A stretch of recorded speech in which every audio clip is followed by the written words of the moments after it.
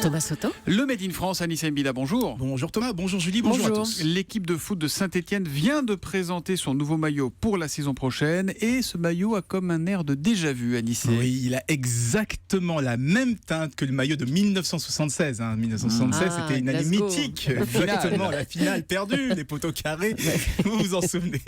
Et devinez qui fabrique le maillot aujourd'hui ?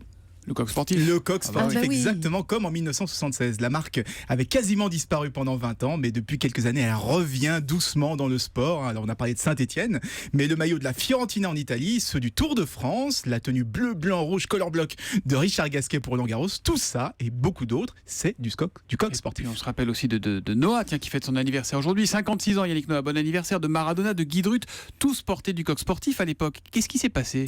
Et dans les années 70, le coq sportif, c'était la référence. Largement devant Adidas, largement devant Nike. Et on le rappelle, c'est eux qui ont inventé le premier survêtement en 1939. Et c'est aussi qui ont inventé le premier maillot en jersey pour les cyclistes. Le problème, c'est qu'ils ont voulu garder toutes leurs usines en France, pendant que les concurrents, eux, ils délocalisaient. Du coup, leurs marges se sont effondrées, ils se sont retrouvés à court d'argent. Et c'est là que la spirale infernale a commencé. Rachat par Adidas, fermeture des usines, revente à des financiers qui ne savaient même pas trop quoi en faire. Mais comment ils sont revenus ?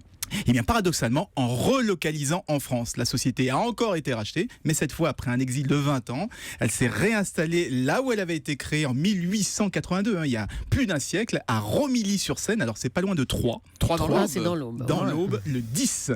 Et le positionnement a un peu changé, ils sont maintenant un peu plus haut de gamme, ils surfent sur la vague vintage et ça marche. Le chiffre d'affaires a été multiplié par 5 depuis qu'ils sont venus en France. Et maintenant, on n'attend qu'une chose, revoir le coq sur les maillots de l'équipe de France. Ça va être une autre affaire, parce qu'il y a un contrat Nike qui, à mon avis, pendant est plusieurs années. Très costaud. Mais c'est vrai que ça fait plaisir de revoir cette marque, le coq sportif, revenir en pleine forme avec ses équipements Made in Aube ce matin. Merci Anissé, à demain matin. À demain.